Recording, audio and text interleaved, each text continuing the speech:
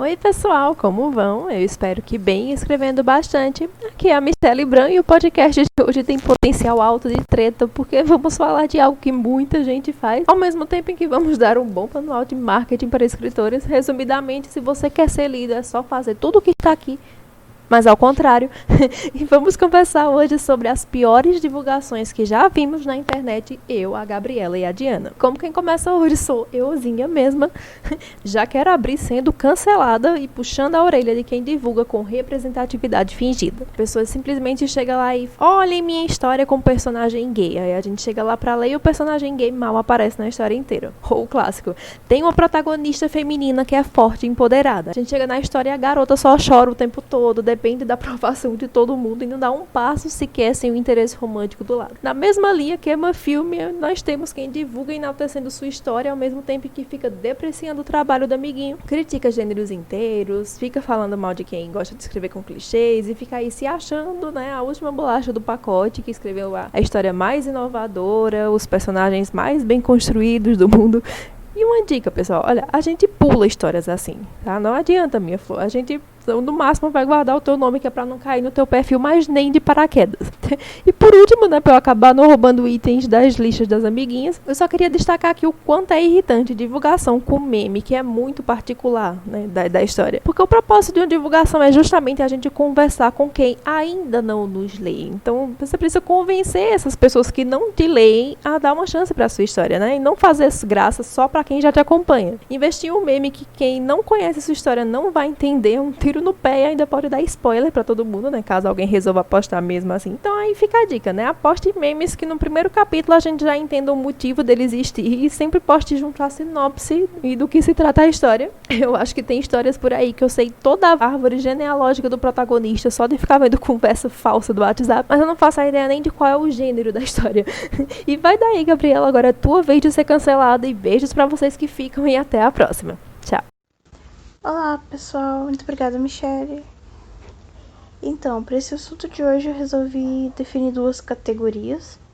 A primeira são grupos, que nem o nosso grupo da fábrica, e quem participa do nosso grupo sabe que apesar da luta incansável contra o spam, ainda existem pessoas que brotam lá para fazer divulgação, entre aspas, que consiste em a cada não sei quantas horas mandar um link de uma história ou de várias, e você sabe que isso afasta muitos potenciais leitores. E eu espero que afaste mesmo, porque se alguns dos meus queridos ouvintes alimentar esse monstro e ficar dando corda pra gente que faz spam, eu vou ficar muito chateada. E aqui eu posso dar um exemplo de como divulgar em grupos ou no nosso podcast. Eu vou deixar a Diana falar um pouquinho e já volto. Olá pessoal, pausa de 1 minuto para o Cantinho da Parceria. O nosso autor parceiro Pietro Silva lançou o seu terceiro livro, Poemas de Sagitário, que terá resenha feita por mim, que sou sagitariana. Teremos ainda em breve as resenhas aos livros das podcastas parceiras da Fábrica de Histórias, Gabriela Bilangieri e Natália Nogueira, do Ciberliterando. A Gabriela escreveu Pensamentos Transcritos em Poemas e a Natália escreveu Colecionando Partes de Mim. Terminamos a lista de parcerias com a autora Marcela Rossetti, a autora do livro Filhos da Lua, O Legado. Todos estes livros terão resenha ou crítica em breve no podcast na estante. Aguardem. Bom, eu sei que eu quebrei total o timing aqui, mas eu não podia perder essa chance.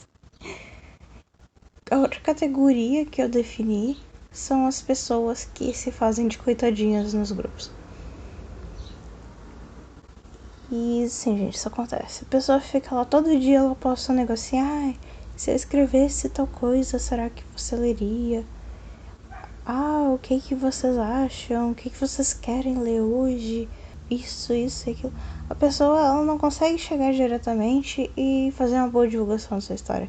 Ela tá sempre dependendo em se fazer de coitada.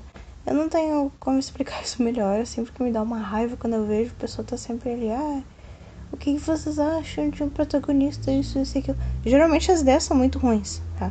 Geralmente apenas as ideias já me afastam, mas a pessoa vive ali nesse momento de fazer uma divulgação em cima do coitadismo que eu não consigo aguentar. E outro tipo de divulgação que eu queria falar sobre são as divulgações por mensagens, que você tá bem belo ali, tomando um cafezinho, admirando a natureza, e vem uma mensagem de uma pessoa que muito provavelmente você não conhece. E às vezes a mensagem começa assim: nossa, eu sei que é muito chato vir aqui fazer divulgação e desculpa pela inconveniência, não sei o que. Mas se você sabe que é chato, por que tá fazendo? Ah, mas você vê, porque os autores se sacrificam tanto para receber apenas um coraçãozinho, então você vai nos deixar muito feliz, isso e aquilo. Então a pessoa primeiro ficou ali pedindo desculpa por algo que ela ia fazer de qualquer jeito. Depois ela fica tentando te deixar com alguma culpa. E ela nunca fala do que é a história dela, só manda um link. Assim, você tem que ler aqueles 5 parágrafos de pedido de desculpa. Depois sentir uma culpa imensa. Depois sentir essa culpa imensa por algo que você não fez. Depois ser culpado pela pessoa não ter o feedback que ela quer. E a pessoa não se presta nem pra falar do que ela escreveu. Não dá. E tem, vamos dizer assim, que é o nível mais especial de divulgadores.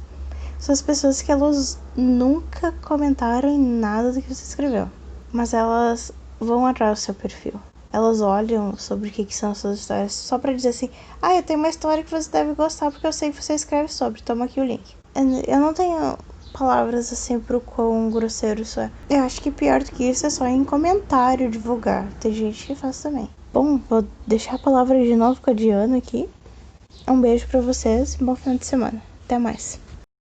Olá pessoal, obrigada Gabriela. Eu venho falar sobre aquelas divulgações de livros, em que o povo, em vez de cobrar a leitura, cobra dinheiro. Deveria haver uma certa empatia presente neste tipo de autores que são publicados, porque, diferente dos autores que têm livros de forma gratuita e só cobram leitura, ou seja, só cobram tempo ao leitor, estes cobram leitura e dinheiro, ou seja, tempo e dinheiro ao potencial leitor. E são provavelmente os autores mais insolentes. Isto é uma realidade.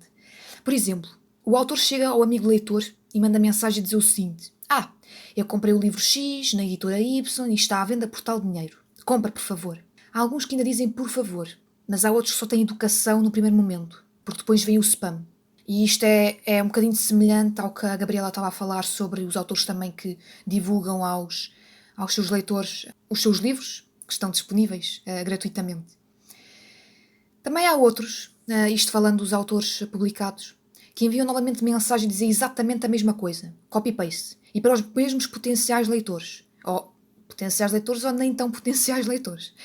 Mas isto até acontece com serviços, portanto não vou-me alongar, porque isto levaria a outra questão. Depois há aqueles leitores que respondem após 100 mensagens recebidas. Eles dizem, não vou ler, obrigada, agradecem muito simpaticamente, mas aí vem o autor pedir explicações e dizer, mas não leste, não preciso de ler, não preciso de ler, eu não preciso de ler.